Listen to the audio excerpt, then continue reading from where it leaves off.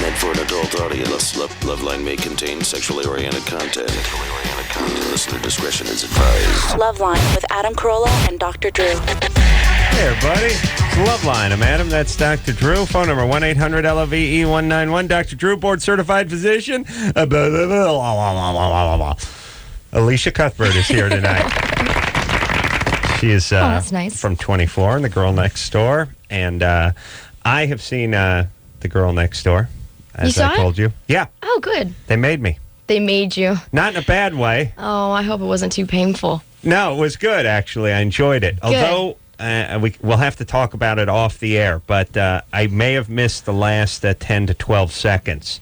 The movie must be about 1 hour and 36 and a half minutes or something. I don't know. Well, you know how long it is exactly? I don't know the exact minute, but around that. That sounds pretty accurate. It's not quite 140, but it sure as hell ain't an hour and a half. Yeah. They give you your money's worth. Anyway, I had to get here. You know, I like to come here right as the show begins. Right. Yeah. Well, I gave myself 18 minutes to get here, and I was on the Fox lot in the middle of the studio. So I ran out. So you just tell me. It could have ended the second I left. And by the way, that's how I look at movies. If I leave, that's where they end.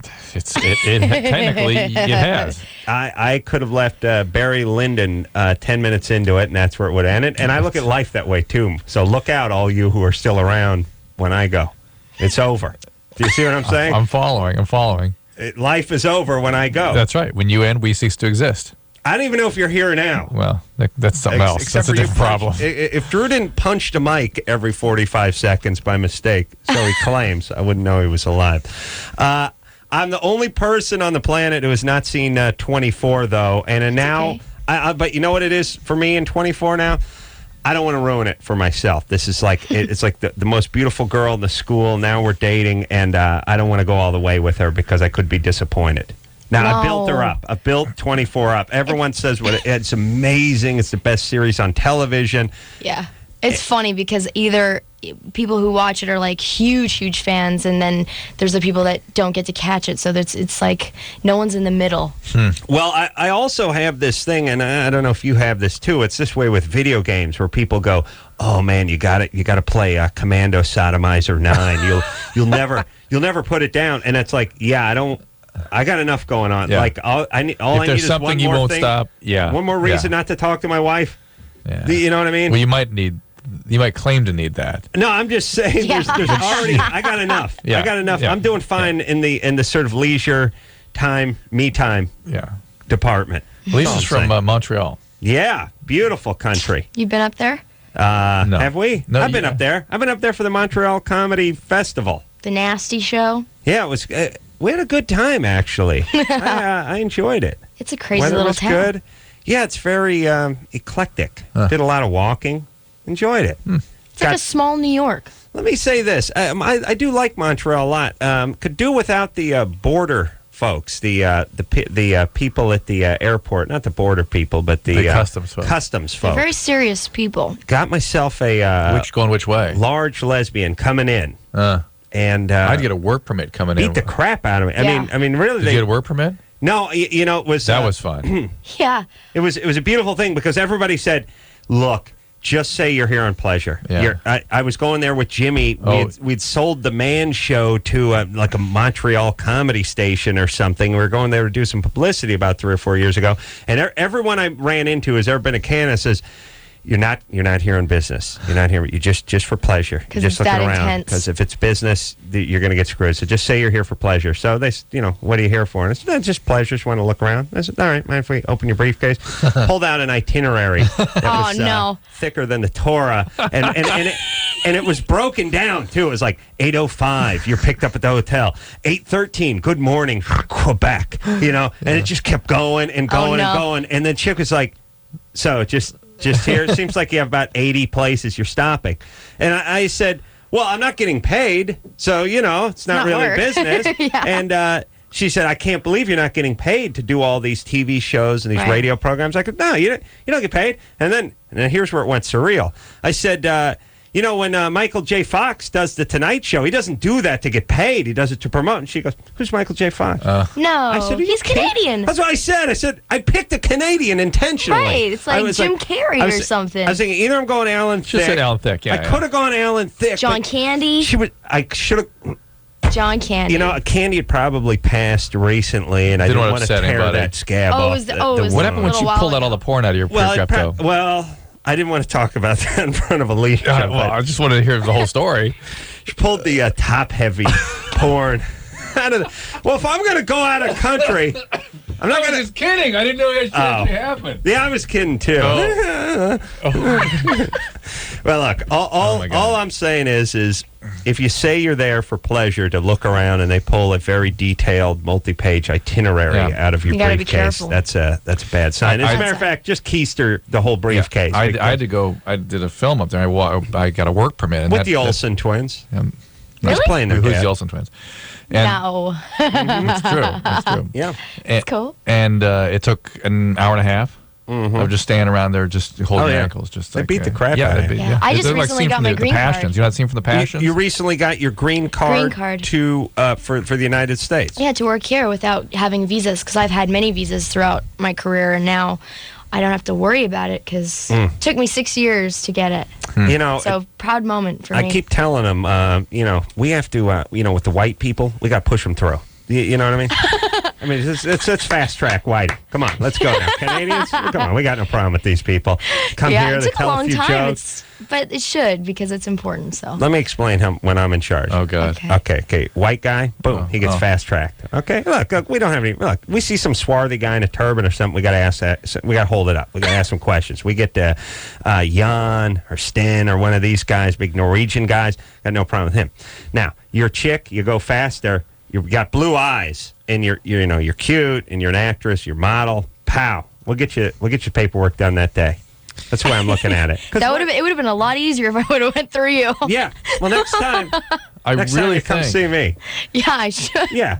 Yeah. I What's really wrong think with that? I'm beginning to realize that the reason the Corolla family is so paralyzed was the trauma at having great grandfather Mussolini taken down the way it happened. Yeah. And finally, you're here to sort of True, you know him, right? to bring out his You know him, right? great Look, we don't works. want any Bring them Al back to Qaeda life. terrorist cells starting up here, but we don't mind some hot blonde Canadian actresses come here and want to pay a few tax dollars. Harmless. Harmless. But good times. Here we Better than harmless. go. Here we go. You're like this country's good luck charm. You need more. Let me just say, Elisha is here. Elisha, I always want to call you Elisha. It's Elisha, She's right? delicious. Elisha Cuthbert from The Girl Next Door, starring The Girl Next Door. For those of you that are 17 years of age or older that get on the air tonight, you'll be sent 2 tickets to go, free passes to go see this show. It opens April 9th. Yes. All right. Where are we going, Drew? Where the sticker is. Where the sticker is. All right. Let's talk to Michelle. Michelle? Yes. You're 21? Yes. What's Me up? too. Yay, 21 rocks. So was Drew in 1957. Yeah, it's fun to laugh at old people. That's a little too hard at that one. He's going to die like 40 years before you, huh? How dare you? How dare you? What's up, Michelle? Well, I was molested for a year and a half when I was 14. Hold on. And Elisha, don't laugh now. Go ahead. I know I'm not. Go ahead. And yeah. when I was Yeah. 17. Yeah, but you would to describe what happened between 13 and 14 as molestation is a little bit sort of, I suspect, inaccurate. Why? Well, something must happen earlier to sort of make you be able to cooperate as such a good victim. Who did this to you when you were 13 and 14? It was actually a guy at my church's youth group. Okay, so what happened to you when you were a kid growing up? Yeah. Physically Like abused? as a child? Yeah. Fine. I had a normal, healthy, happy childhood. This was the first traumatic thing that really. But how did this guy hold you at knife point or something? How did this go on for a year and a half? I was very afraid of him, and he just made it really clear that he could hurt me if he wanted to. So. And so why didn't you tell somebody about it after it first happened? I was really ashamed and afraid that it would be my fault. And so you kept going back for more? Well, she didn't go back anymore. It was at my church youth group, and yeah, Michelle, something happened. Michelle, something had to have happened to you growing up. I don't know. Yes. Hold on a second. Yes, hold sorry. on. Quiet down. Wait, I'm always with you on this, and I subscribe to this theory too. I also know the guilt and the shame and the religion and the 13, 14 and the fear and the whatever. And depending on how you're constructed emotionally, doesn't necessarily mean that you had to have had abuse in the past. You're going to dig it out. Her dad gave her an adult aspirin when she was 9. And that constitutes abuse. Think of the situation. Unwillingness to come forward, so thinks of herself as a victim, and paralyzed by the experience, completely paralyzed. Those are two. I'm with you. Those are two things that belie or suggest a history of victimization in childhood. I agree, but there's also circumstances such as the religion and the shame and the whatever. So, Michelle. Yes. And then rape followed. Everything in your past growing up was fine. No alcoholism. Nobody hit physical you. Abuse. Nothing like that. No, my parents were very strong Christians, so I mean everything like that was just never done in my house. So. All right. So now, but you never told anybody about this. No. And okay, now what? Okay, now I'm going to ask Drew. Well, I told a couple of people of my friends later on in high school, and then one of my best friends raped me when I was 17. That knew. Right, but that's again you behaving like a good victim, and that certainly I can understand that the 13 and 14-year-old victimization sets you up for the later victimization. But I'm just wondering why you were such a good cooperative victim at 13. But what you're going to ask? What? All right, ask. No, I forgot. Yeah. It wasn't important. But here's the thing, Michelle. Have you gotten any counseling? Yes, I've gotten some counseling. I'm pretty bad at going back because I just don't like it, but I do go to groups. All right. Survivor groups. Pardon? Survivor groups? People have been through... Sexual assault groups. Okay, excellent. You got to keep going, Michelle. Speaking of Survivor, Lex voted off tonight, by the way. Yeah. Oh. Yeah. Michelle. Our program. All right. Go to therapy. And keep going. That's fine. That's about all you can do with this is really get some treatment for it. Understand it as a problem. It leaves an imprint on your brain. It'll change how you relate to some of your peers. It will affect your choices in relationships. But you can work your way out of that. All right.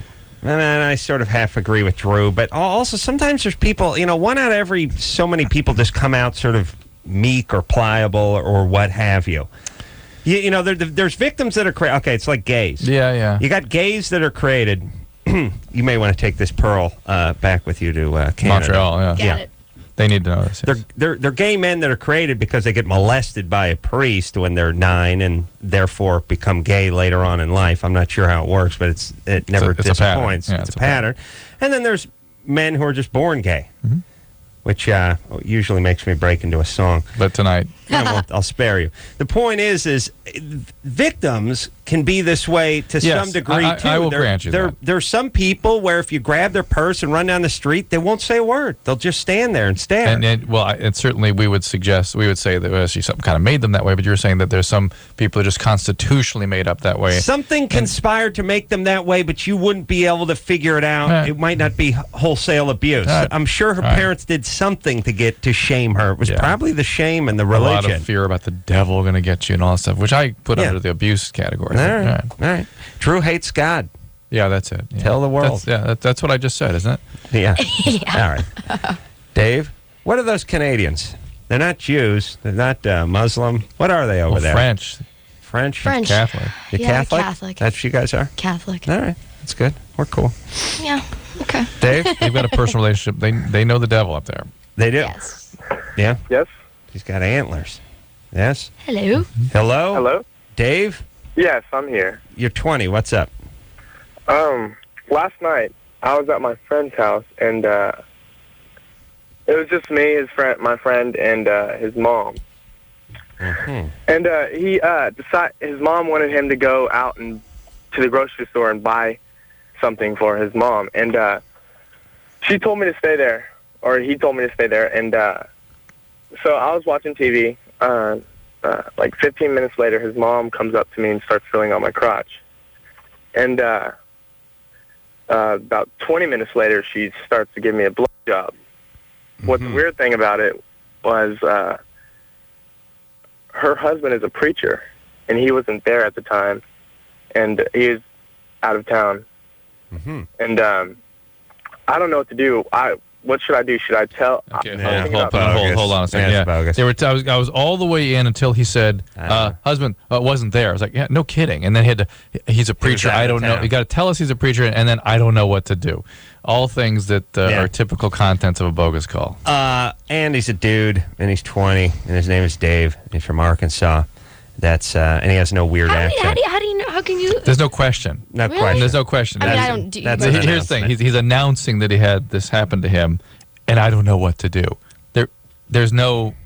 Yeah. I don't know what to do. It's just I'm flipped out. I'm depressed. I'm having panic attacks. I need to manage those feelings, or. And the stuttering. I'm afraid my friends. No.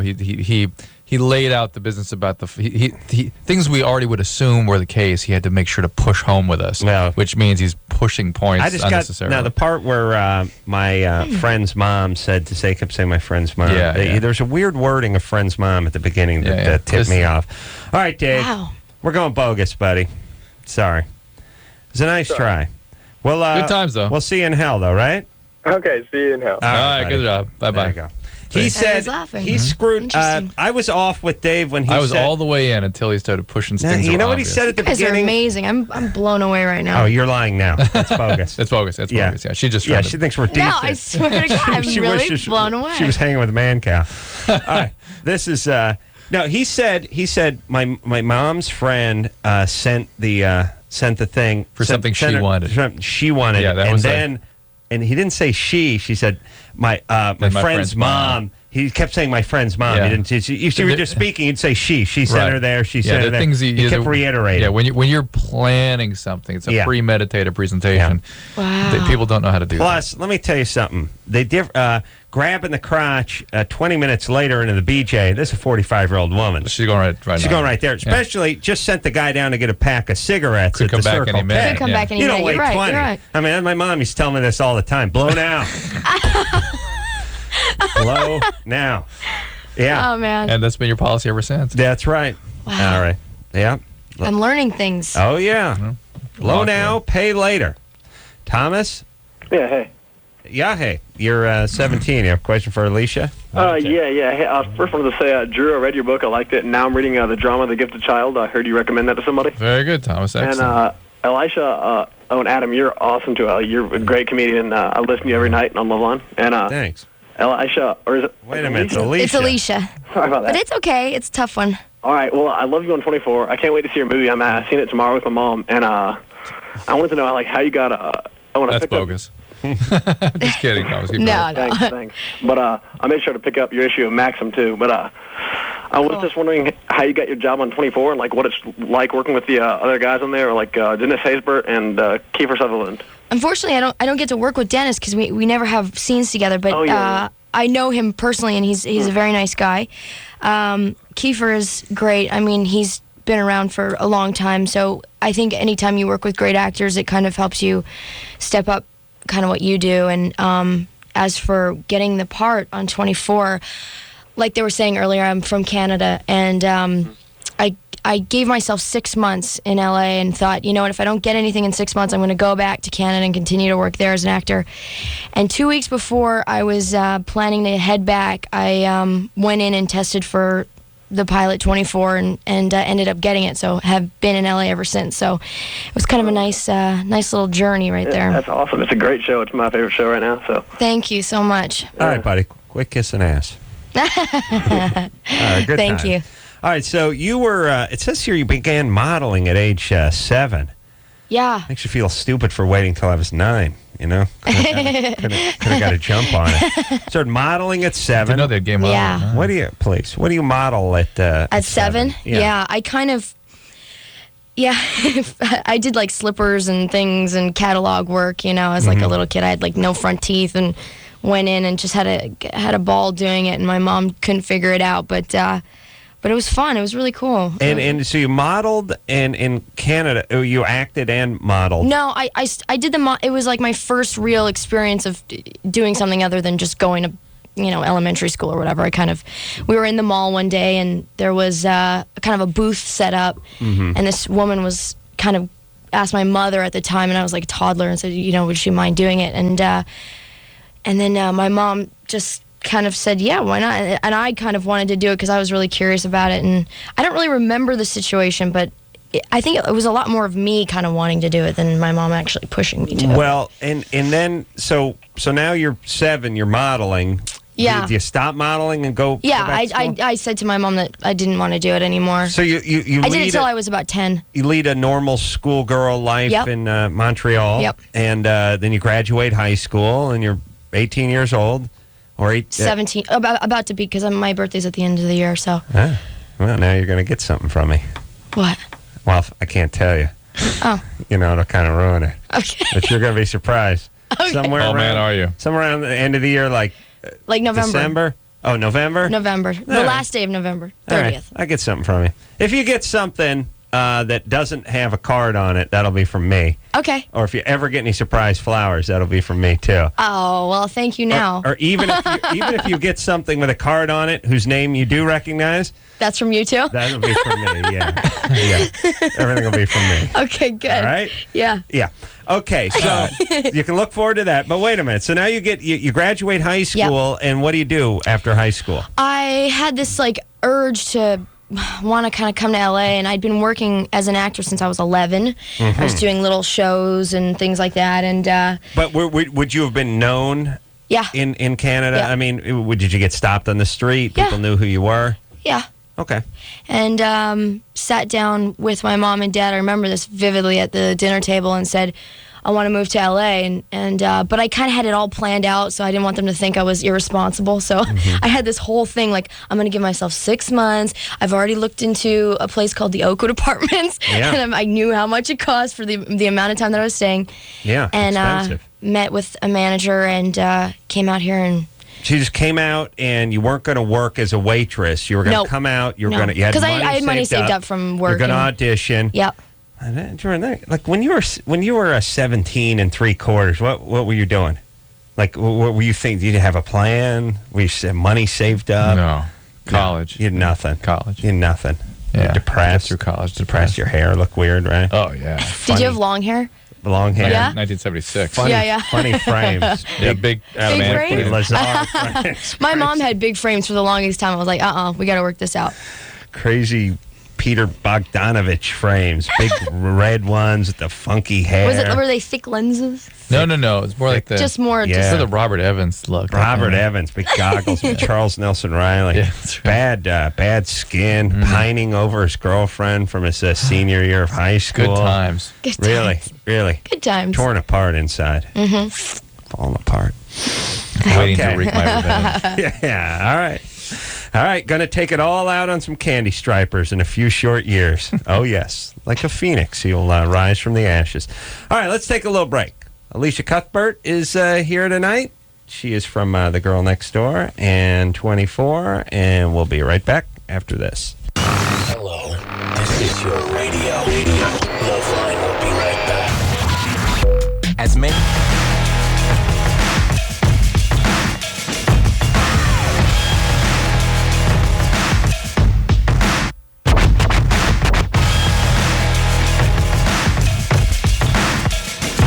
Hey, everybody, it's LoveLine. I'm Adam, that's Dr. Drew. Phone number 1-800-LOVE-191. Elisha Cuthbert is here tonight. She is the girl next door. She's not from the girl next door. She is the girl next door, Drew. Do you understand that? She is that. Yeah. Yeah, I The understand. movie's not called The Little Dude Who Lives Next to That Chick. It's called The Girl Next Door.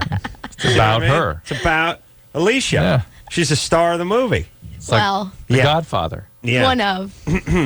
Really looked great in that movie, by the way. Thanks. Lots of tight outfits, Yeah. revealing, but not no. It was nudity. great, too, because Little bra and panty. I got action. to, with 24, I have the same outfit the whole year, which is like 10 Right. months. Sure. And on this movie, it was 18 costume changes, so I was like, woohoo! Yeah, and good looking stuff too. Good looking stuff, thank you. Yeah.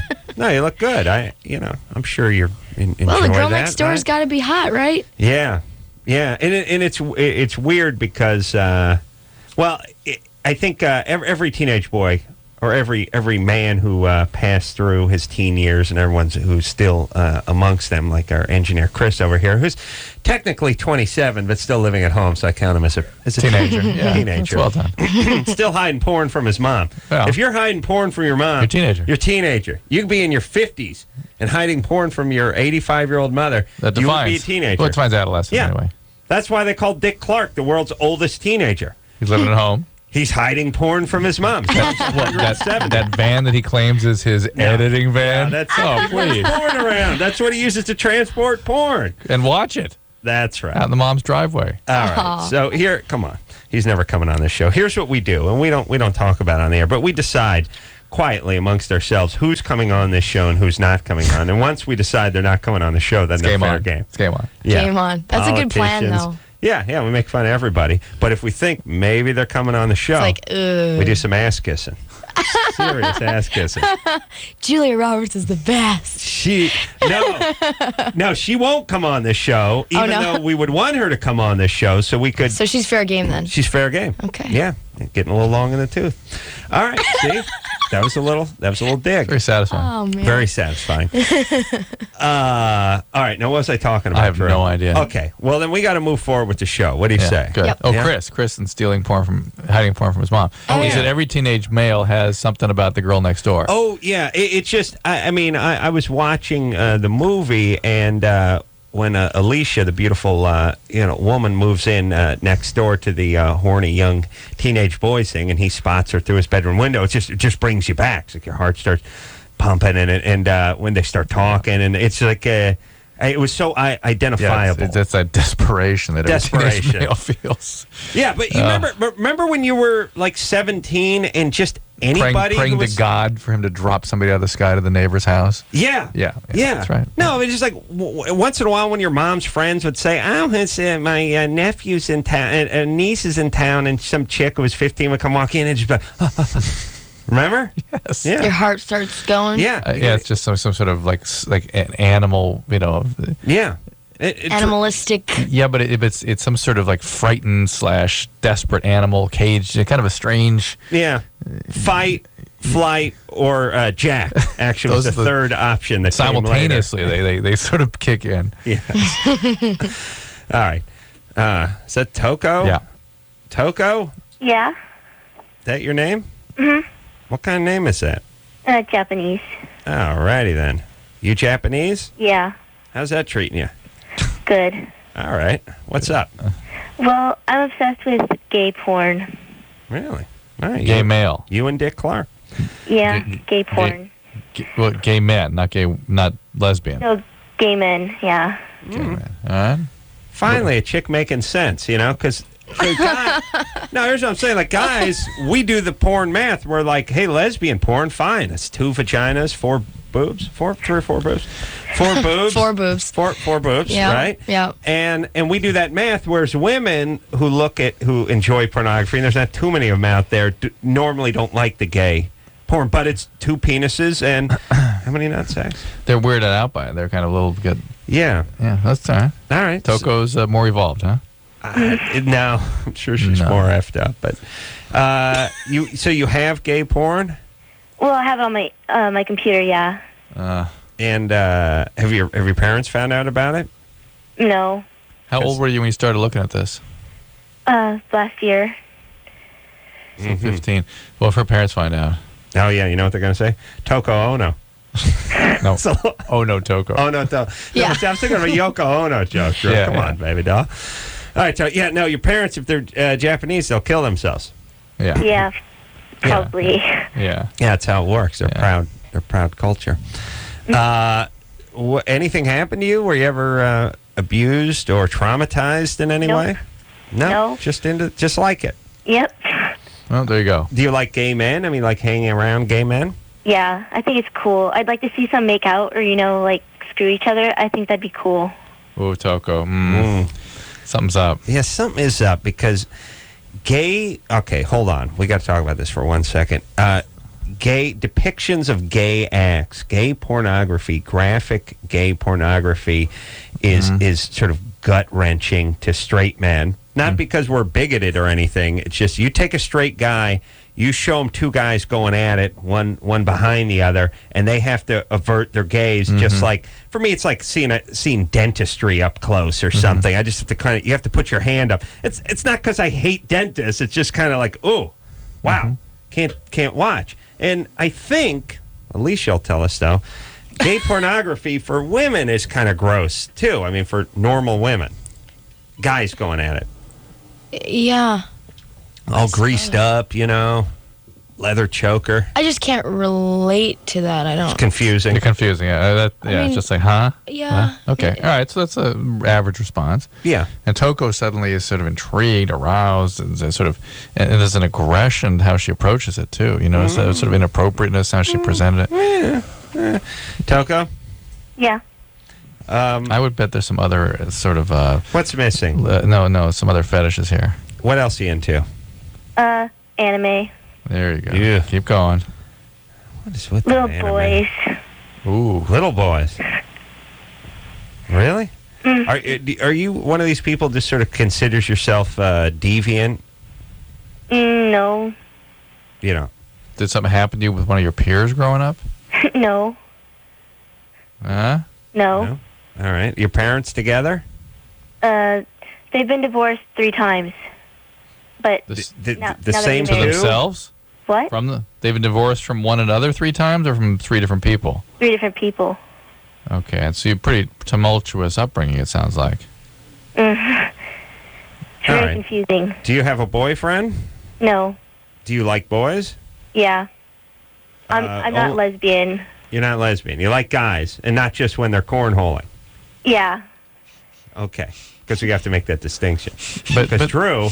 Yeah, only that. Yeah, only that. But Toco, you're the trauma here, right? That's what we're getting at. That you were in this sort of chaotic family system that was fractured, and I mean, you just seem sort of spun by all that. Yeah. That doesn't sound so encouraging either. What's your plan? You want to go to college? Yeah. All right. Well, listen. Here's the deal. You sound troubled. You really do, and you sound like somebody, quite frankly, could be into heroin or something in a few short years, or at least doing something that would embarrass the family. How about a little therapy? I don't know how well I do in therapy. All right. Well, don't go. Let's go to the next call. Listen, I'm not going to try to save the world. Who are we kidding? Hey, you want to call the show? You got problems? You want to listen to us? Fine. If you don't, just do whatever you want. I don't care. Joel? Hey, how's it going, you guys? I got to tell everyone this just one more time. I get paid whether I help people or not. I really do. As a matter of fact, I don't like helping people because it makes it seem like I should get paid more. You know what I mean? You're good at it, though. Good at not helping people? No, at helping. Yes. No, he's good at not helping. At not helping. He incidentally helps. Yeah. He's good at not helping. I like to help myself through not helping others. Yes, there you go. That's my motto. But look, Toco, there's more to get at in Toco than we can get to in 3 minutes on the radio here. Well, she's angry. She's angry. I mean, she's almost has sort of a nearsight. And it's not, and please, people, it's not because she enjoys gay porn that we jumped all over that. It was the affect she maintained, the flat, inappropriate laughter, the sort of almost near, I got a feeling of a near psychotic process. She seems like the kind of person. She's very enthusiastic. No, this is. She's the kind of person that could do something bad and not think about it too much afterward. Possibly. It would not haunt her. Possibly. Yeah. All right. And that includes to herself. Well, she by the way. mentioned she's into little boys, and I think she means that. Really? Yeah. Mm-hmm. All right. Well, the world may never know. Let's speak to Joel, who's got a question for Elisha. Oh. Joel? Yeah. What's up? Hey, how's it going, you guys? Good. Hey, I just want to say one thing real quick. Dr. Drew, my mom read your book, and she's too afraid to call the show and tell you how good it is. Oh, that's very kind. Tell her thank you, please. Yeah. And Elisha. Yes. Yeah, you're like Adam says, smoking hot. Oh, thank you very much. Yeah, totally hot. Maxim issue, pretty nice. Good Thank job you. on 24. And I don't know, I might check that new movie out, but... Please do. Yeah? If you do anything this weekend, please check out my movie. Oh, yeah, all right. Hey, no, Adam. but thank you very much. Yeah. Hey, man, do you ever plan on having kids? I'm thinking about it. I'm working on it. Hey, well, how about, I'll be your lump of clay, man. Why don't you mentor me? Oh, you mean I don't need a kid? I have a 24-year-old Joel over here from Sacramento? Yeah, exactly. Or Gumby, as we call him. Okay. You can mold me. You can mold me into the I know. You sound like a clean canvas. Doesn't sound like there's been a whole lot of education going on or anything. I mean, you sound like an Etch-a-Sketch. It's been shooken a few times. He may have passed that window of opportunity, though, at 24. I don't know how flexible that clay is going to be. I'm past all the, pee-pee and poo-poo stuff, now I can just throw it at people. Well, Adam is just completely uninterested then. Yeah, past all that. That's what I'm looking for. What are you doing? What are you doing, Joel? What am I doing? Yeah. Like for work? Yeah. Let's see. I'm unemployed. All right. He's unemployed. There you go. And by the way, we finally found something worse than the answer. Like, you asked me what I'm doing. Here's what are you doing Adam, for work? What are you doing, Val, for work? Right now. He didn't even say right now. I know he didn't say right now. We found one that's worse than right now. I'm CEO of a Fortune 500 company. Yeah, it never works that way, right? Right. Yeah. Right now is the number one bad. It's a bad answer for college, and right now. Yeah, right now. For anything. For anything, really. Watch. We'll do the right now for college. Drew, please try to pull this off. Yeah, I'm going to college. I'm going to school. Where are you going to school? Where are you going to school? Right now. Yeah. So you hear the right now. That's junior college. Now that means I'm transferring. Yeah. Right. That means transfer. It's never right now. Let me try another one. I'm going to Brown. So you're going to be a orthopedic surgeon. So what level training are you at currently? Right now, I'm in ninth grade. Yeah. I have the ninth grade. I just failed biology. Actually failed beginning science. Right. It's one below biology. Right. So you're fluent in French. Where'd you learn that? Do you speak it often? Right now, I do pig Latin, and I can do this. I can go home. That's much. I can do a little Pepe Le Pew too. That's it. All right, Drew. True. You realize you almost said right now each time you try to step the right now. That's as retarded as you can get, isn't it? I've seen you be more retarded than you are now. That's pretty good. That was close, though. All right. Let's now we're going to play a little something called Germany or Florida. This is a game that is sweeping the nation, and I'm sure is if it hasn't made it up north into Canada, it'll be there. It'll be in their days. I'll let them know. Moments, yeah. You be our Germany or Florida ambassador. Now, here's how the game goes. All bizarre stories emanate from either Germany or Florida. Okay. All the strange, occult, macabre stories, crime stories usually. It's either Germany or Florida. So they tell us a story, and we guess either Germany or Florida. Mike? Yes. Things are 22. twisted. Here's our from theme too much song. sun and Nazis, sex, meth, and death fetishes. Both of them have got these. Guaranteed not to bore ya. Germany or Florida. Yes, the song, the game is almost as good as the song. Oh, my God. Go ahead, Mike. Mike, Germany or Florida? Germany or Florida. Okay. A woman was convicted of disturbing the peace for phoning a bomb threat to an airport to get out of a vacation with her boyfriend. She said, I had the idea that if the trip could be blocked by someone else, for example, a bomb threat, then it would solve all these problems. Germany or Florida. Oh, and Elisha, I love you. 24 is a wonderful show. Oh, thank you very much. Mike's calling from Tustin. Let's pull together whatever clues we've got here. Vacation. Florida's very vacation-y. Okay. Yeah, but people live in Florida. But you wouldn't go from Florida for a vacation. Yeah. I did. You left Florida? Oh, no. You see, you vacationed in Florida. I see, okay. You vacation from Florida. In Florida, it's like masturbation. On the other hand, I wonder if they could be calling in the bomb threat at the destination. No, that doesn't make sense. I was thinking Germany. I was too. I was thinking Germany. I was thinking. Now you don't have to agree. You go with your gut. I'm going to go with Florida just because I already said it. And look at you. You're dressed like Florida. You got the orange shirt and the blonde It's coral. Coral. That's gay for orange. All right, Mike. We're going Germany, and our young gal pal is going Florida. Alicia, I am so sorry. I wish you'd guessed the right one. It's Germany. Oh, it's okay. Wow. We've had a little more experience. All right. She'll be good. Okay. I didn't really get the game, actually. She's a foreigner. Yeah, she's a foreigner. She's from I'm from Canada. I don't. We're going to have to ask you to leave. I better go now. I'll tell you what, one more break. One more break, baby doll. All right. Elisha Cuthbert is here tonight from my new best actress friend. Yeah. Until the next show. Until the next show. Well, right now. Until the 11 o'clock hour. Okay. We'll take a quick break. We'll be right back. Hello? Who's this? This is LoveLine. 1-800-LOVE-191. LoveLine will be right back.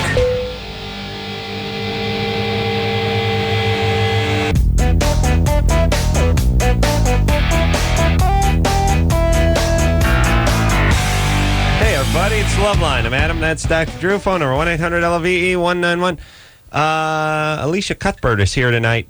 Next week, Ron Perlman will be in here. Hellboy. The Hellboy himself. What movie? He is Okay. Hellboy. Yeah. Screw that. Well, let me tell you something about I'm kidding. the girl next door. Pennywise. Now, Pennywise Fletcher, I don't think is going to be with him. Okay. All right, relax over there. Here's what's going on. First off, Alicia is the girl next door, just like Ron I is am. Hellboy. Perlman, Jewish. Not a lot of Jewish hell. Aren't you guys? You're Jewish, right, Drew? Yeah. You guys are going to hell, though, right? Because Of course, we're not been baptized. right. We have to go to, or maybe purgatory. No, I think it's hell. Yeah. Hey, let me tell you something about Jews. To you guys, because you complain a lot, purgatory is hell. Yeah. I mean, like, Drew. Well, no. Yeah, we go to purgatory, but everyone else who's visiting us there, they're in hell. No. It's like, You know what I'm saying? Yeah. We create hell for the. You create hell for them. Oh, the food is so horrible. What, no bagels? In such small portions. Yeah. No, it's true. It's like when you get used to flying first class, and business class can be hell. It can be like coach. That's right. It's your equivalent to coach. That's what purgatory is to the Jews. That is your hell. Right. But we'll be in purgatory with the few billion Hindus and Buddhists and Zoroastrians. Well, they don't believe. They don't accept Jesus Christ. And the You accept him Islamic. as your savior. Okay. I was baptized. You were, so There you I'll go. see you in heaven. I'll see you there. No, not you. Right. Not I'm you. going to heaven. So funny. But you know, I always think too, like when people do that, I'll see you in hell. I always feel like they should tack on a part where you go, I'll see you in hell because I'll be viewing you through a porthole, much like they have at the Marine Land, where I'll be looking at you from my comfortable, air-conditioned heaven and seeing you in hell, but not actually being Not actually visiting. Well, visiting. I won't be there. I'll be visiting. I won't be there. You'll be there first, and then I'll blow through, And I'll then right see to you. heaven. I just won't be there. I'll just see you. Because see you in hell is like, well, you're going to be in hell waiting for me? Like, Well, you're going to be crushing rocks and being hit with a pitchfork but waiting for me to come down to hell? Be fair, actually, you're the only person I've ever heard use that kind of phrase. Hey, you used to use it in Westerns all the time. That's true. They use that in Canada? See you in hell. They do? They have hell in Canada. Yes. All right. Catholic. All right, good. Very evolved notion of hell. See, it keeps them in line over there. I like that.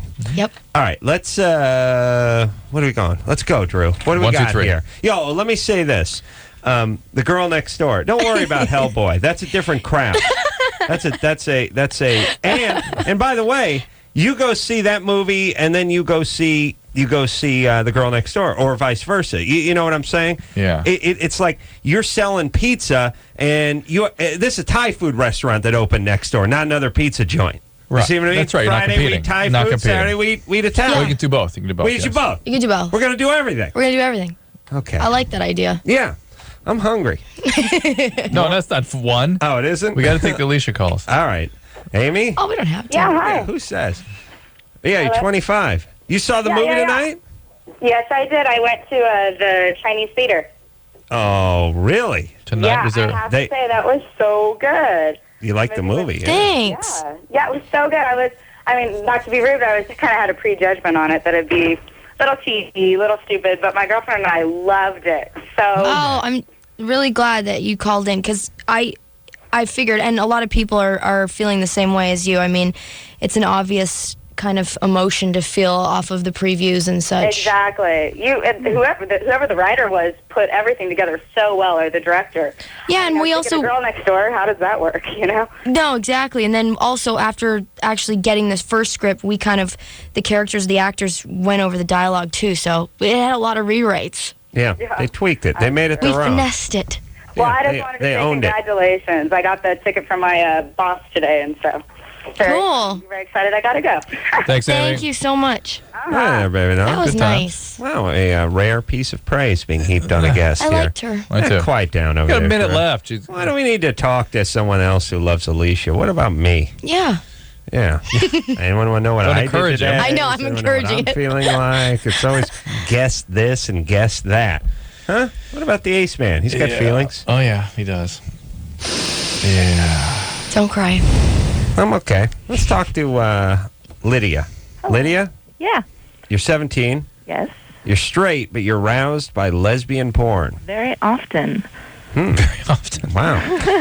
That's a natural thing. Yeah? Yeah. It's not a natural thing to have a bunker filled with lesbian porn and to masturbate feverishly to lesbian porn. But to they found that even more arousing than that heterosexual. Yeah. Alicia. Yeah, and I've talked to women who said the reason for that is that there's more sort of tenderness in the interaction, and that's arousing. Yeah, especially when they're whizzing on each other. Yeah, but the males are just. Oh my God. It's completely. Oh yes. You want to? No, you don't want to keep. Well, I don't know about that. Yeah, but women are much more pliable that way. Well, they listen. The male in the porn stuff is sort of leaving out the whole intimate experience. It's just left out of the equation. And when there are two women, that's sort of brought back in again, a little bit of sort of a tenderness there that women find arousing. Alicia, you're not lesbian, are you? No. No, but you can appreciate an attractive woman.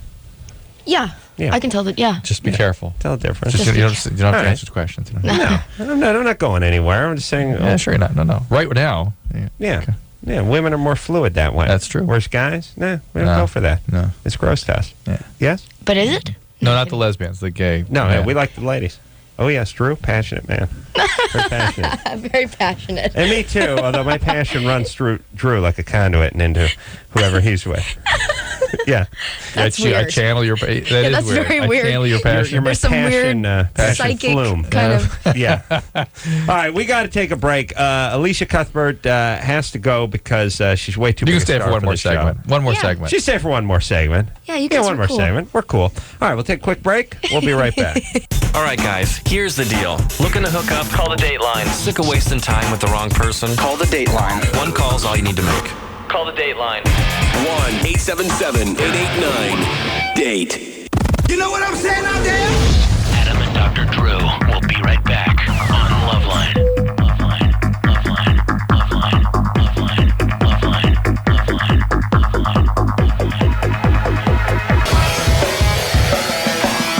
Get ready for action.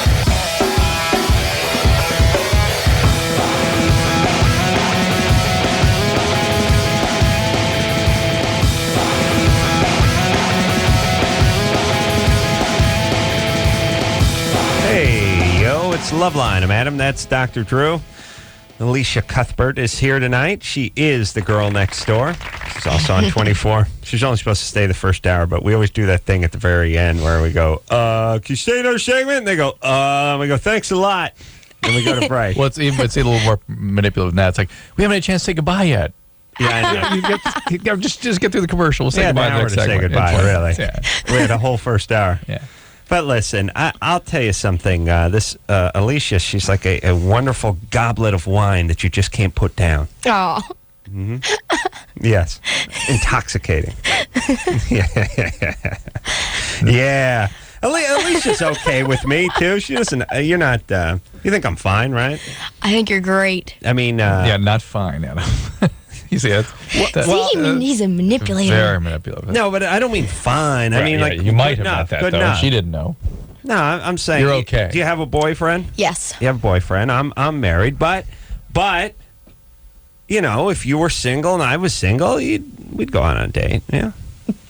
She doesn't like old guys. Is the thing. Wow. See. Wow. I am an old guy, but I move like a cat, baby. She kind of had it for Stryker. Oh, really? Yeah.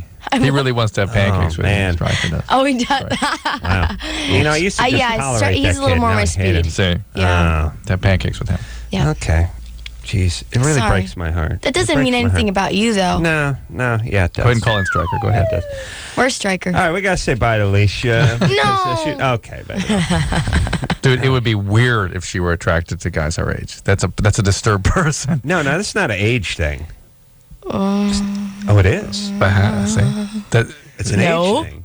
No, it's not It's an unhealthy thing. It'd be, no, well, look. No, hold on a second. There are plenty of guys who, if had their I don't know why. You want to believe this. You're going to fight it out. No. What do you mean? I'm making it worse for me. Yeah.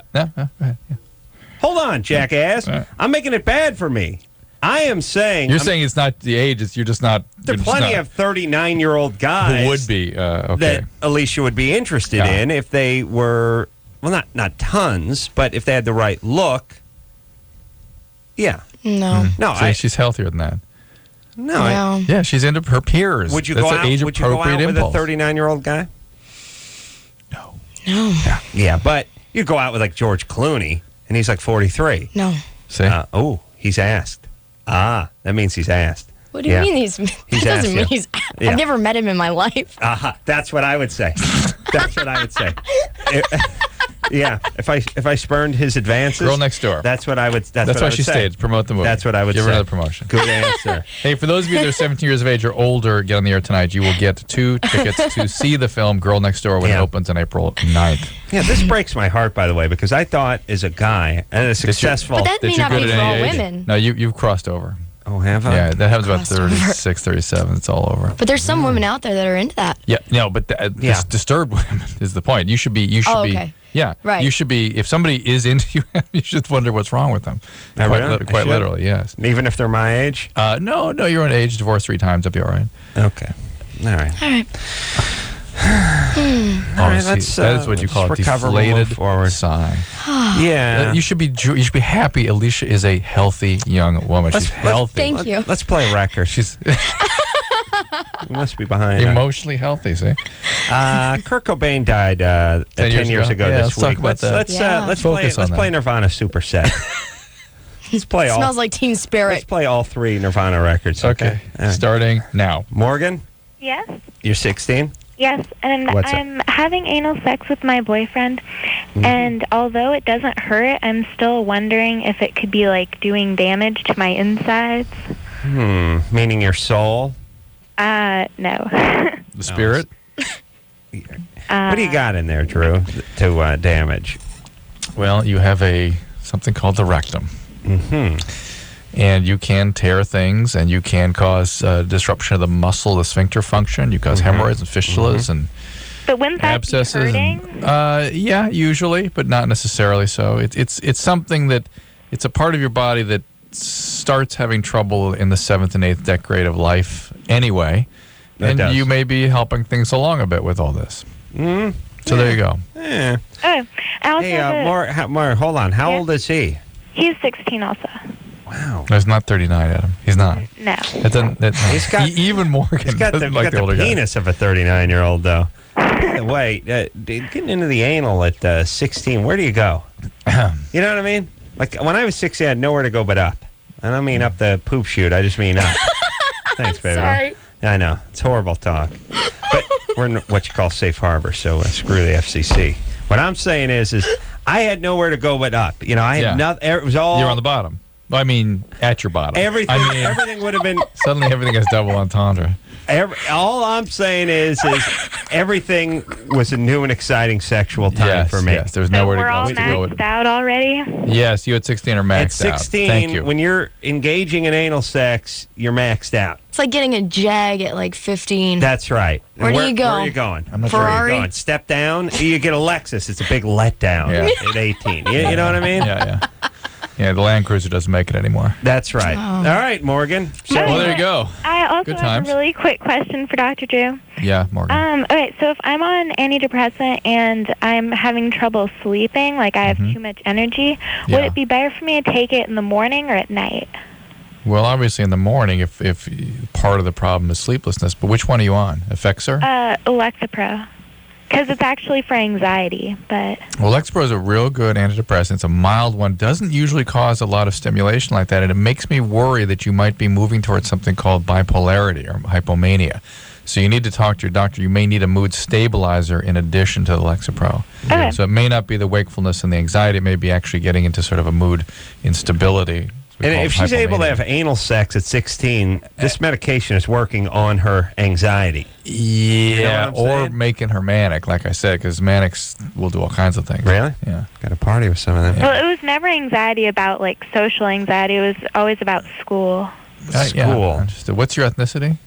I'm Caucasian. Okay. Aha. All right. So it's a good medicine. Be careful. You know, there's a lot of controversy. And one of the things that we think we're seeing right now, by the way, and this is sort of not something that's in good medical literature, but I've heard psychiatrists speculate about this, that using antidepressants in people before the cement is dry in their brain, that use it in adolescence, like this 16-year-old Morgan, may actually be the reason we're seeing so much increase in bipolarity. May be causing manic depression in adulthood.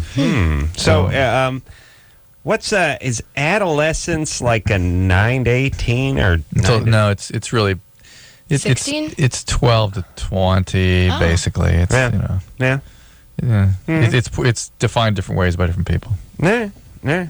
So there's early, middle, and late adolescence. We're feeding people too many drugs too early, possibly. and that may be disrupting the delicate chemistry up there, which is causing these manic mania stuff later on in life. So the question is, are we just identifying more bipolar illness in this country because there's a greater awareness of it and better diagnostic skills, or are we actually creating more of it by treating so many adolescents with antidepressants? Interesting question. Yeah, interesting for you, not for any of our listeners. Yeah, go back to your anal talk. That was much more interesting. Yeah. All right. You take the Elisha question. Yeah. As a matter of fact, we're going to start doing Adam's Anal Corner on Wednesdays. I think. Corner. Haha, you said corner. Sound like cornhole, huh? All right, let's keep moving here. Is this who? No, go to one. Can I go to one? You stay in Adam's Corner. Lacey? Yes. You're 21? Yes, I have a question. All right. Okay, my question is, can a guy get off when his partner sticks their finger up the guy's rectum? No. No? You mean, can he get off like in a sort of milking way, or in a like, would he have an orgasm just from that stimulation? Yeah, that. No. No? So it's not true? And most men don't like that. And by most, I mean most. Significant majority do not like that.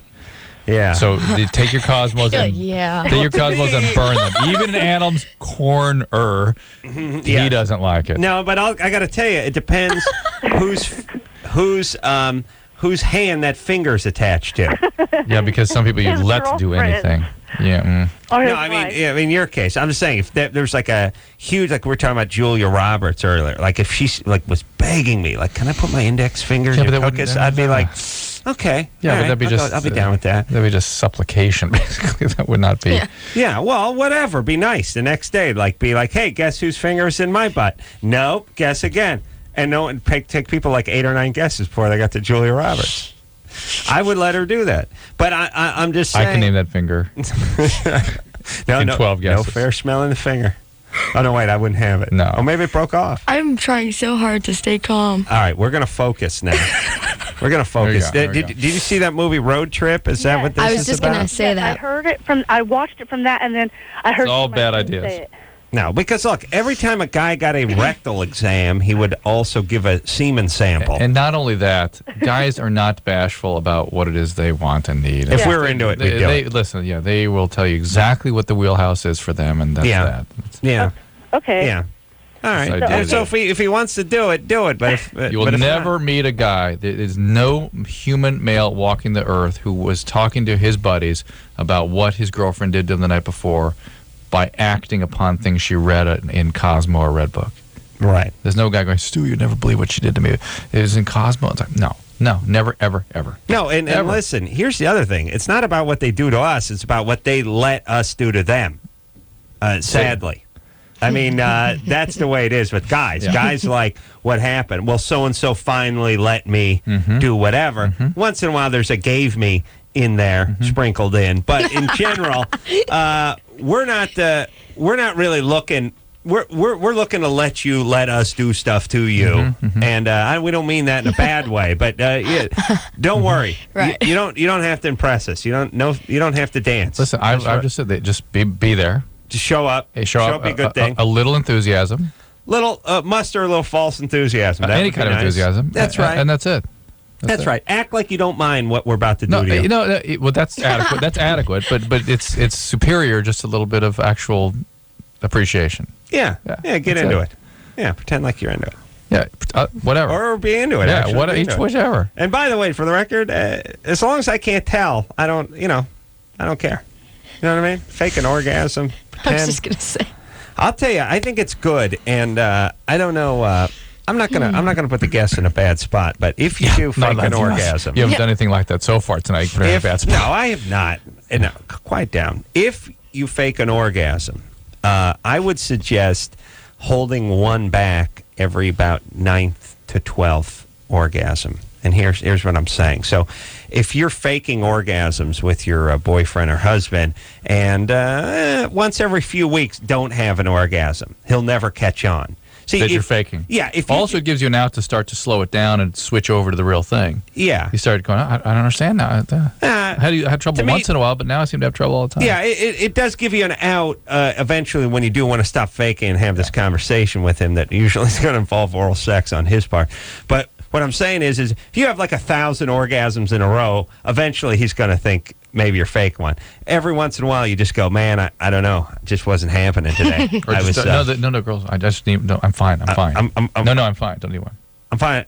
Yeah, well, I mean, just say I saw like Marathon Man on TNT, and the whole dentist scene freaked me out. Or no, you're thinking like a male again. Yeah, the one will just sometimes say, no, don't spoil it. But you see, that's not having an orgasm. That's not wanting an orgasm. All right, or needing an orgasm. Right, I'm saying you got to let him know every once in a while it wasn't happening. Yeah, got it. Didn't work. See? Yeah. That's good advice, right? Yeah, I get it. Yeah, right. Okay. I hear you. All right. Do you? I hear you. Okay. Jasmine? Yeah. Drew, do you think she hears me? She said so. Okay. Well, right Jasmine? now. Yeah. You're 17? Yeah. You have a question for Elisha?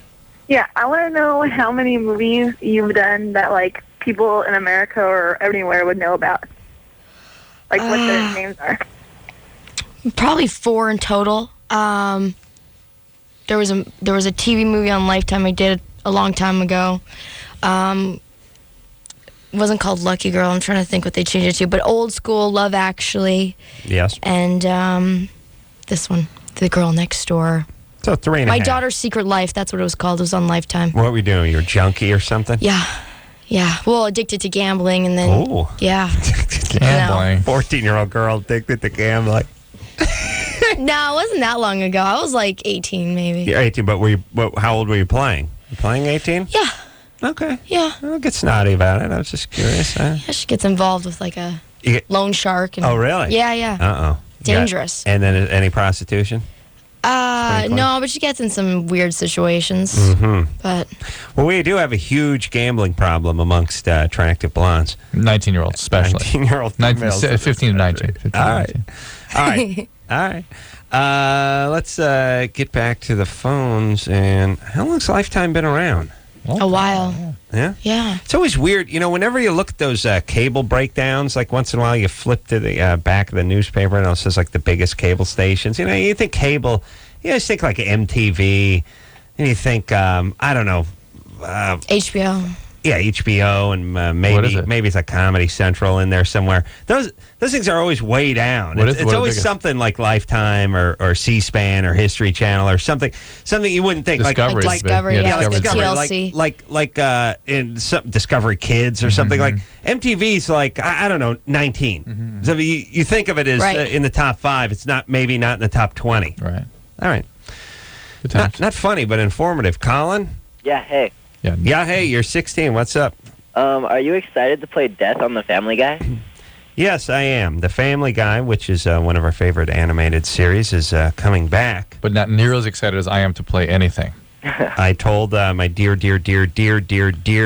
friend, Seth MacFarlane, who writes and I want to call him. Voices and created the show. I will not let this slip away. That and maybe on Fox, possibly right around the time 24 is cool. On. But no, I got it. My kids love that show. Yeah. Me too. I like it. Family Guy? I like the baby. Yeah. And the dog. What the deuce? Yeah, Brian. Yeah, so they're going to be doing 30 more episodes, and hopefully I'll get to come back as I could be Brian's doctor. Brian goes to the doctor a lot. All right. He's alcoholic. I can treat Brian. Yeah. Can help him. Colin, good times. Yeah, all right. All right, and the Family Guy's kind of like 24 in the sense, except for the Family Guy they actually yanked, but once in a while there's a good story. Well, TV is usually bad. I thought you said you didn't watch 24, though. No, I never. Okay. But here's the thing. But we're comparing. I'm too old to watch it. Okay. Oh, that's true. No, I'm kidding. It's not. I watch Lawrence Welk on a 3/4-inch reel to reel. The huge old reel. Like I got some old Guy Lombardo and stuff. I watch huge. Not only can I not watch new shows, I can't avail myself of any of the new technology. Of course, I have to watch old. Like I have like Elvis's video recorder, like back from the 70s, like when Bob Crane used to take porn in. With but here's the thing. 24, it was one of these shows that started, nobody watched, but everyone said what a great show it was. Yeah. And it got such great critical acclaim. They gave it a chance to pick up an audience. It did, and it's been slowly picking up steam, but just based on being a very good show, based on what I hear. And I have a lot of people that I respect that are really into the show. Which is a rare move on television's part. Family Guy being the usual case, which everyone thought was a great show, they didn't give a chance to build. Right, but now the Family Guy is coming back because even of rarer. the sales of DVDs and all that kind of stuff. So it's kind of It's better than the drop off though, like big off the top and then all of a sudden fades out. Right. It's a nice gradual. Word of mouth. Well, it's organic. It's real, exactly. Yeah, it's not some publicist that hyped everything up and bought a bunch of billboard space. It's an organic, legit. It's not a fake orgasm. You know what I'm saying? Yeah. That's not some hooker wants you to get off her. See what I'm saying? You get a little cathartic at him. Relax. Relax. It's all right. I didn't say Vietnamese, did I? No? Vietnamese. Okay. Let's keep moving forward then. I think you said Thai, but... Thai? Matt? Yeah. You're 23? Yeah. You're addicted to Oxycontin and Vicodin? Yes, I am. All right. Good times? Well, I was in a couple car accidents. The first one was actually about 2 years ago. Okay, but you're addicted, so what do you want to do about it? Basically what I'm trying to do is I've weaned myself down quite a bit. No, I know, but that's not that's not going to help. I know, and that's what I wanted to ask you, basically. That's been my problem. No, you got to get treatment. Matt, first of all, getting off the drug, getting detox, taking you off it is the toughest part. It's the easiest thing in the world. Most difficult. It's uncomfortable. It's about 5 to 7 days. Any addiction medicine program can get you through it. It's not a big deal at all. And then the hard part, though, is staying off opiates once you've had that sort of switch thrown in your brain. And that is a chronic, long-term proposition. You've got to really get with an intensive program and stay with it. You have to go into a hospital for a while. Because if you're outside of or sober living, if you're outside of a structured environment, you will go back to using the drugs. It permanently changes the motivational systems of your brain in a non-conscious, very visceral drive center of the brain and makes it very difficult to... it distorts everything. You're thinking, you're feeling, what do you think is important, and it will get you back to the drugs again, always. All right. I do know that, actually. Yeah, it's been some time. I've actually been on and off a couple times. Yeah, you can't stay off unless you've been treated. That's just the way it works. Get yourself some help there, Matt. Go to the Haight-Ashbury Free Clinic. It's very good. You're up in San Francisco. Really? Yeah. Haight-Ashbury Free. I actually go to school at State over there. So. Perfect. Haight-Ashbury Free Clinic. Check it out. Yeah. Be careful if they put you on methadone, buprenorphine, or methadone. Just go for the taper. Yeah, don't go for... Don't go on any maintenance, all right? He doesn't sound like he's he doesn't need to be deep enough into it for that. No. Drew has patients take 100 Vicodin a day, yes? Yeah. I'd want to taken 100 a day who went instantly and suddenly permanently deaf. Both ears, pow, just lost everything. Wow. Which is now they've recorded the Vicodin causing hearing problems. Really? Mm-hmm. All right. Good times. Elisha, don't go down that road, girl. I'm not. Nope. You're in Hollywood Only now. crack. They're becoming successful. A lot of people waving a lot of drugs in front of you. Wanting to party. You know what I mean? Yeah. Got to say no. Yeah. Little booze is cool. Oh, is it? She's Irish-Scottish. I'm Irish. I like the Guinness. Canada. All right, you drink. You have a little booze. Once in a while, you wash down a downer with some booze, like if you got to travel or something like that. I mean, that's cool. Doesn't mean you have a problem. And if you need a couple glasses, maybe 4 or 5 to unwind after a nightly radio show, that puts a lot of stress on you. That's within reason. I think you're an adult. You're male. It's going to be tough when it comes time for you to be treated. I'm not going to be able to do it. I'm not going to be able to do it. The boundary problems are too intense. Oh, come on, buddy. I'm going to send you up to somebody else. All right. Didn't you look at my penis at one time? Yeah. All right. And your point? Well, What? there. When was this? This was about 4 years ago. Was that long ago? 4 years ago, Drew. I was waiting for you to say, "Oh, a couple nights ago." Yeah. Well, that was not in a professional socially. setting. Yeah. May I ask socially. why? Yeah. Glad you asked. I'm glad you asked. Let me address that. Right now, Drew oftentimes says on the show that young people living in an urban area, 50% at least, have the wart virus. The HPV wart virus is becoming more and more prevalent. I was explaining to him that I did not have the wart virus. He was explaining to me that I probably did. I just didn't know about it. And somehow guys can harbor this and not actually it doesn't manifest itself as a wart necessarily. Right. So really. So we had a little bet, $100 bet. We're going to do it on the air. I went across the street. I was going to pull out my ding-a-ling. Yeah. Well, we had to do a little procedure on a ding-a-ling. If you don't recall. We had to dump acetic acid on it, and then shine this what's called a Woods light on it. It's a purple light. Yeah. They probably use it Like a black light. Like a black light, exactly. Okay. Yeah. Sweet. Yeah. I use one. Yeah. Yeah, when I travel. And when you You trip, check too. the beds in the hotel rooms. Yeah, so I can sick. see a pentagram drawn in semen on my sheet at the Red Roof Inn. Oh, yes. Some guys can do that. So did you or did you not? We have a tape of this, don't we? Yeah. Anderson's not Anderson's around. not here, yeah. There was nothing. There was some suspicious stuff. But it was, No. yes. Oh, yes. Oh, yes. Oh, yes. Suspicious stuff. Oh, yes, please. Let me say this. First off, how dare you? How dare you? And your Hippocratic oath. Here's all you need to know. Drew is the cheapest son of a bitch in the United States. He is super cheap, and he paid me the $100. And he would not have paid me the $100 if it were obvious. If there was something on the peckaroo. Right. He had a stunt penis on that night, though. It was beautiful. It was a It's stunt pristine. pristine stunt penis. It's got that new penis smell. It's amazing. Oh, yes. Oh, my God. Yeah, very sad. Oh, wow. Yeah, well, it's an old penis, so you'll never see it. All right. But Drew, it looks new, right? And I'm okay with that. All right. Not seeing it, that is. All right. Yeah, she's okay with that. It looks new, though, right? Pristine. That's why it wasn't. I knew it wasn't yours. It's an 18-year-old penis. Stunt. I have the penis of Dorian Gray in my underpants. Yeah, it's going to turn to dust one of these days. Thank you. All right. That's it with Elisha. Yeah. Now she finally gets to leave. And I want to tell everyone to go see that girl next door. I saw it. I enjoyed it. Oh, I got to talk to Elisha about the last 10 seconds of it that I think I missed. You only missed 10 seconds? I'll tell you. Well, I'll tell. See, you got. I don't want to give anything away on the air, so we'll just talk off the air very quickly. Oh, right. I see what you're saying. All right. So, Elisha, I was like, why? I was like, okay. You actually are in the neighborhood, so you should come by periodically. I will. Yeah, stop by. Give 24 a plug. Remember how we divined what is bogus and what is not? Yeah. I will. Right now, I'm. All right, baby doll. Listen, you come back, you plug. All right. All right, good times. Good times. We'll take a quick break. We'll be right back. LoveLine. We'll be right back.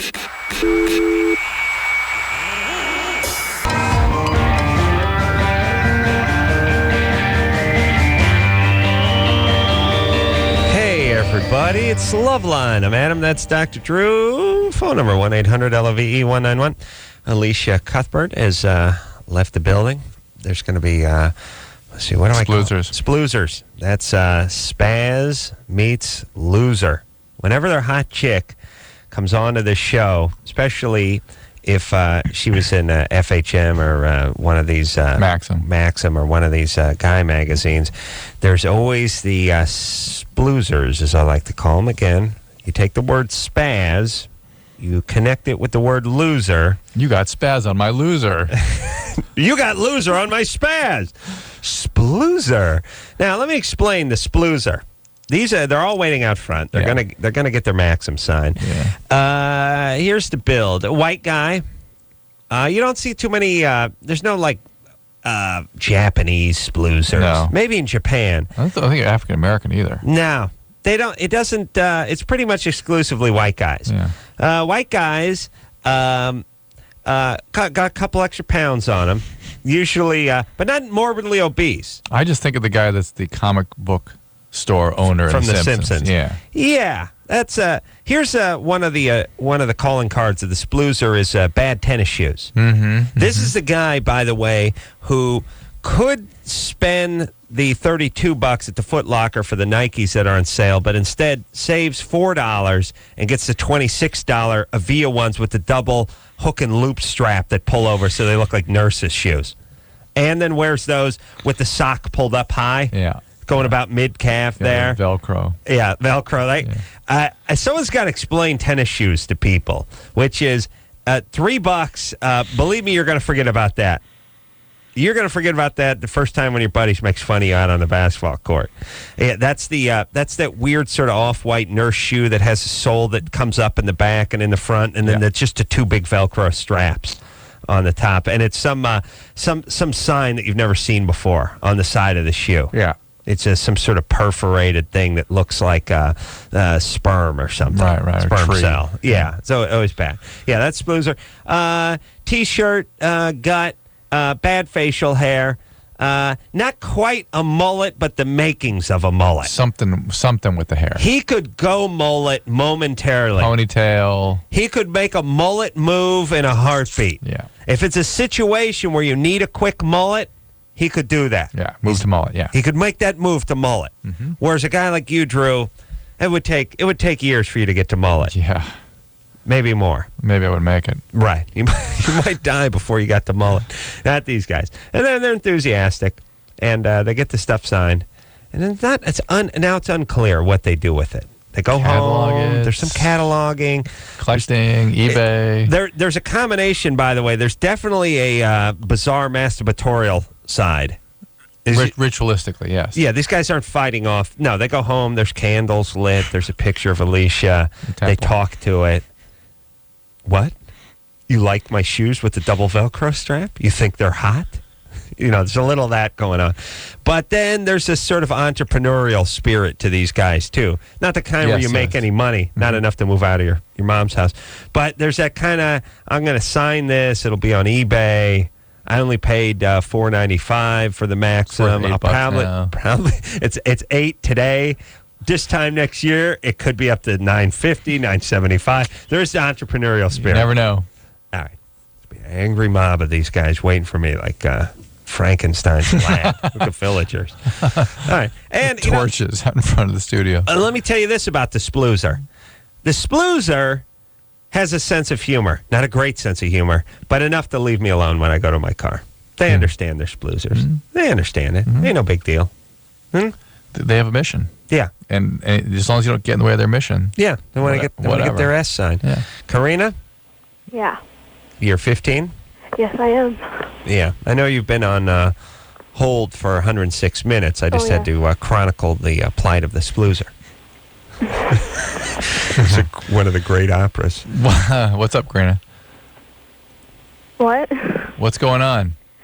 Well, I have this really weird obsession with typing, and I don't know.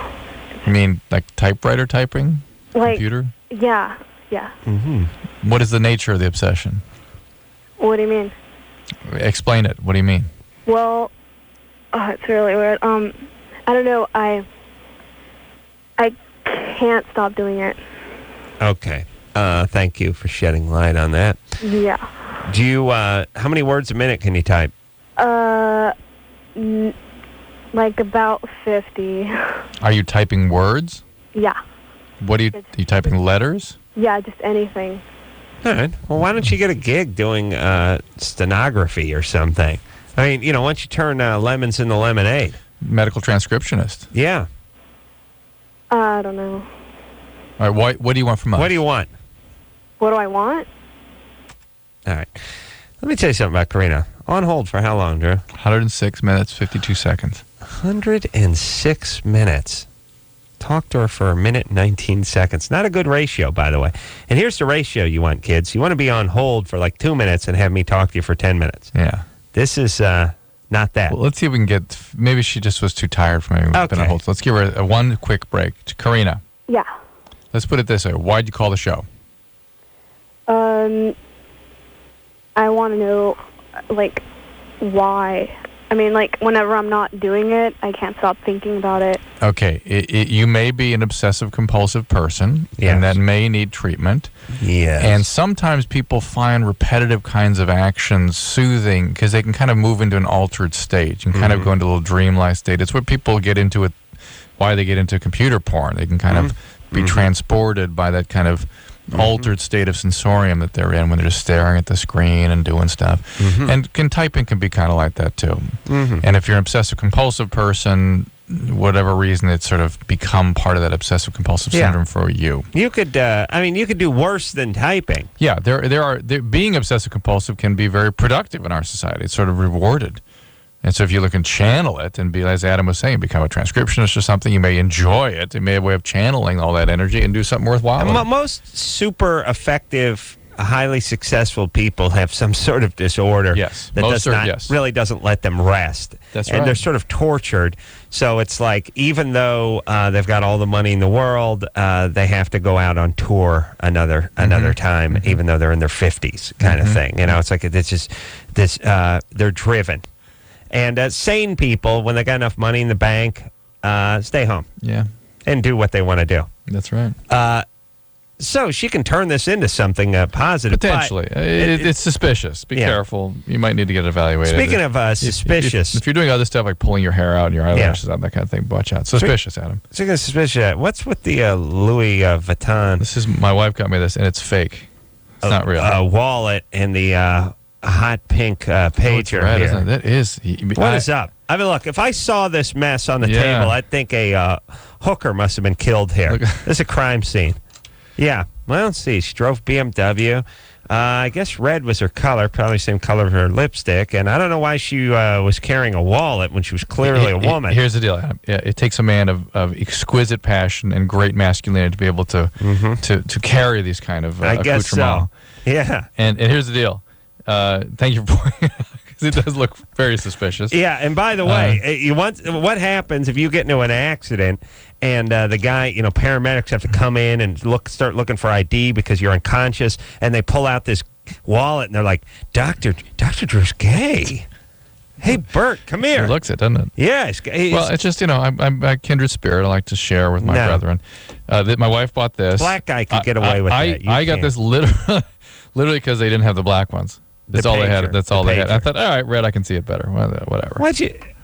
What's your wife thinking with giving you a Louis Vuitton? Because she and her buddies buy fake stuff all the time. They buy fake purses and they think it's the coolest thing ever. And she gave me this for Christmas or birthday or something. All right. And it works. It's good. Yeah. Functions. You'd lightweight too. You just, if something works, you say whatever. Yeah. Right? No, not that. I would do something. You know what this thing could aid from a nice piece of duct tape just right around it. You could man that thing up. All right. Little duct tape. Maybe I'll hit it with some primer. Oh yeah. We'll put a little Bondo on it. It would look like good. an El Camino. Yeah, good times. All right, but put some duct tape on there, Drew. I don't want to be seen with you with that. Mark? Hello? 22? Yeah. Hey, yeah. Well, just before I say anything else, I just wanted to tell both of you that I've been listening to your show for like years, and I really love it. And Adam, I've watched new episodes without you and Jimmy on the Man Show, and they just totally blow. Is it still in production? Are they going to do it again, or? Hold on, let me say something for a second. By the way, what? Oh, I was just thinking about that video. ass rag Entertainment Weekly or whatever it is that did that lovely review of the New Man Show, saying how much better it was than the Old Man Show, and heaping praise on the New Man Show. And all I want, and I don't want to go off on a self-referential jag for too long, but please, people, when you read stuff, understand that most of the people that are writing these things are hacks who oftentimes have a axe to grind. So our political motive. Yeah, you think people that write articles are just reporters. You think they're just gathering information and then just type it out, I'll gather it, I'll put it on the page, and people can read it. No, they have angles and axes, and they're like sports fans. They got their team, and they got the team. If you're a Mets fan, you hate the Yankees. So don't think you're reading a column and it's just some guy who's just some bipartisan third observer to a situation. It's not that way. And like, yeah, the new man show. The new man show. It's like, oh, this is a great show. Yeah, really? Really? Oh, what? Why doesn't it come back? Well, that's it. Is out. It's done. Yeah, it's not coming back. Yeah. Oh, what a shock. What a shock. There's nothing against the guys who did it. You know, Joe and Doug. They're just actors for hire. But it's more... it's that Entertainment Weekly saying Comedy Central performed a Corolla-ectomy. Yeah. Them begging me to come back on the show. Drew's friend, Lauren Correo. Yes, Drew? Yes. Executive over there? Mm-hmm. Yeah. Went out to 4 lunches with her while she begged me to do another season. Offered me $50,000 an episode. Yeah, said no. Right? Corollactomy? Yeah. And by the way, you pussies over at Entertainment Weekly, you cowards, you saying how much you love the new show, obviously just because you got an axe to grind with me and Jimmy. Jimmy's ill-fated trip into late night. Well, he got renewed for another season. Just stop being assholes. Just write the stupid story and go back to your crappy apartments and blow your boyfriends, would you? Just reporting the truth, for Christ's sake.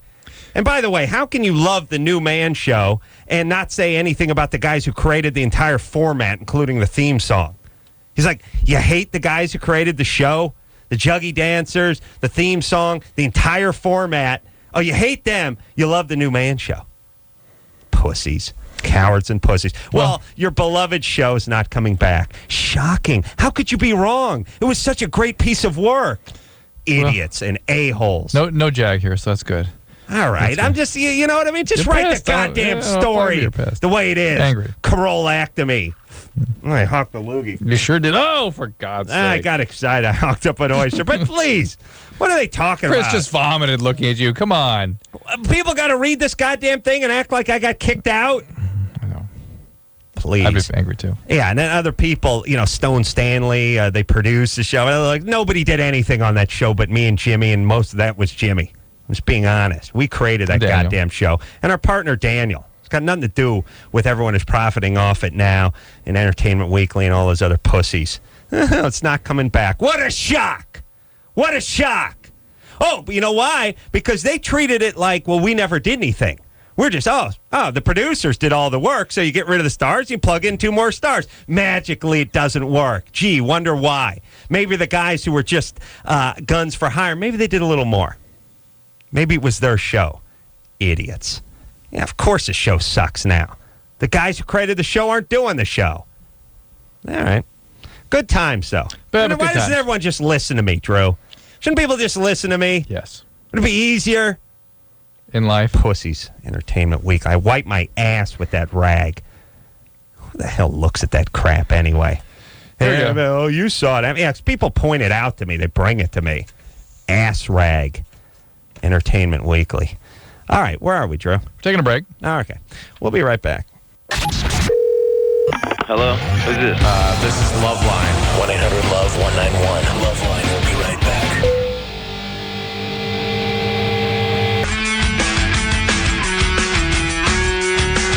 Hey, everybody, it's LoveLine, man. Blah, blah, blah, blah, blah, blah, blah.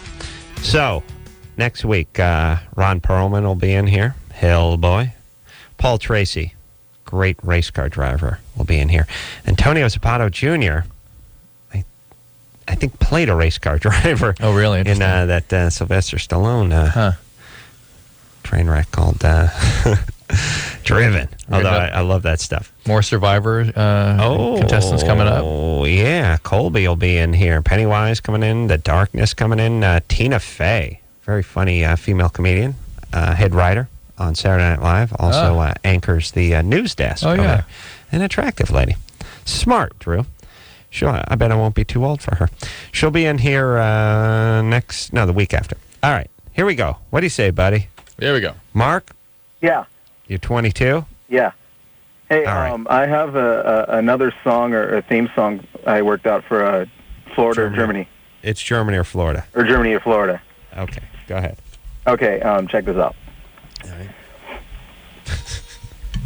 When effed up things happen on the globe, there's only two places in this whole wide world it can possibly be. It's either Germany or Florida. Is it Germany or Florida? Germany or Florida? It'd be nice if you went, yeah, at the end. Yeah, I was thinking of that, but I didn't want to push it.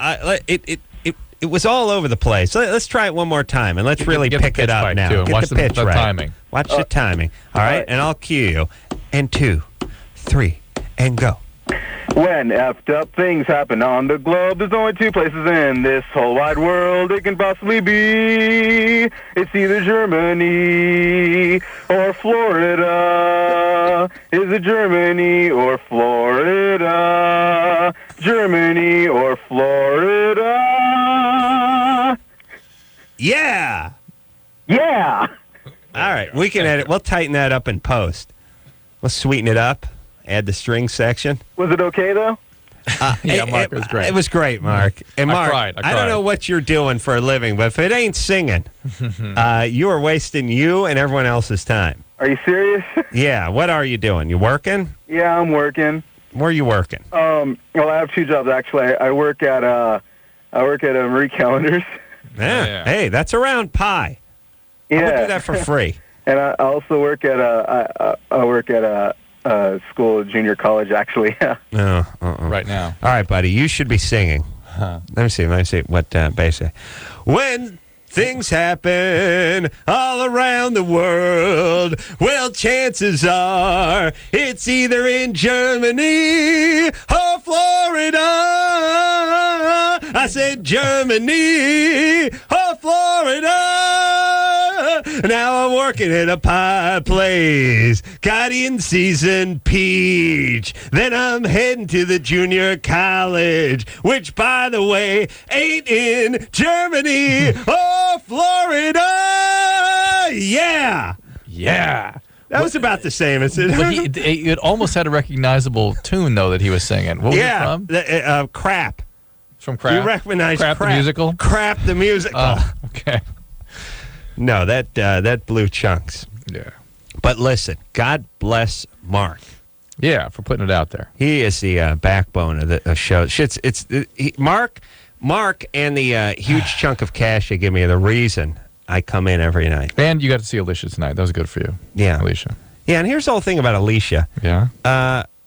We want to call, you want to call her Elisha. I know. You want to call her Elsa and stuff. It's just Alicia. I know. It should be like a Y or something. I know. It needs something. It's almost hard to. Yeah. It's hard to bend your mind around that one. Idea. All right, Drew. We out of time. Mm-hmm. Anyway, Andrew. I think you had a little awakening tonight though about your age. You brought a little reality dose. Good times. I'll tell you. I was like when she said her problem with my age. I was praying it was AIDS. I would have been relieved. Like, I thought you said age for a minute. You gotta get with it, big boy. It's it. This is it. You're over the hump. It's yeah. Oh yeah. I can't believe it. I can't believe it. Yeah. No, because I move like a cat. Yeah. You hear me? I sing like a bird. You become kind of like the neighbor at the. I F like a manatee. The Family Guy. Oh. What's his name? Yeah, I'm gonna come up with it in a second. All right, Drew. That's gonna drive me crazy now. All right, I'll come up with it as soon as we get to the commercial. Me too. All right, we'll be right back. All right, guys. Bottom line, here's the deal. Looking to hook up? Sick of wasting time with the wrong person? One call's all you need to make. Call the Dateline. The Dateline. 877-889-DATE. LoveLine with Adam Carolla and Dr. Drew. 1-800-LOVE-191. We'll be right back.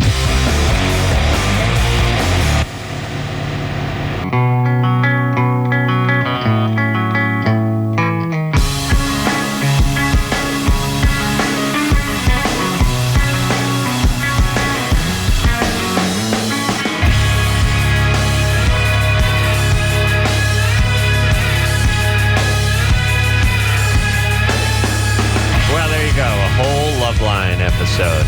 Where do the minutes go, Drew? What a diverse and exciting evening. Thank you. Elisha Cuthbert was in here tonight. I want to thank her. Sweet, sweet girl. Everyone go out and see that girl next door and watch 24. All right. Who do I thank over there? Everybody. I want to thank everybody. Our new screeners. Phone screeners doing a wonderful job. Wish I could take the time to get to know their name, but that's not going to happen. Or even see them. Ken doing a wonderful job engineering. Chris. With his very enthusiastic. 1, 2, 3, go. And Chris. Oh, and Chris, engineer Chris, and our doing genius a wonderful producer. job. Genius producer Ann, and then junior producer Lauren, and Adam and Carrie are Corey are our phone screeners. So I want to thank those two possible dudes. A girl and a boy? 2 boys. 2 boys. Okay. All right. Sometimes you get a Corey chick. Yeah, Corey. Yeah, that's what I'm saying. All right. So we got a straight guy and a gay guy. Calls have been good. Good work. Usually guys can't produce All right, like Drew. that. That's enough. Let's go home. All right. So until next time, Adam Carolla for Dr. Drew saying mahalo. This has been LoveLine. The opinions expressed on this show are not necessarily those of the staff, management, sponsors, or this station. The producer for LoveLine is Ann Ingold. LoveLine is a presentation of Westwood One Entertainment.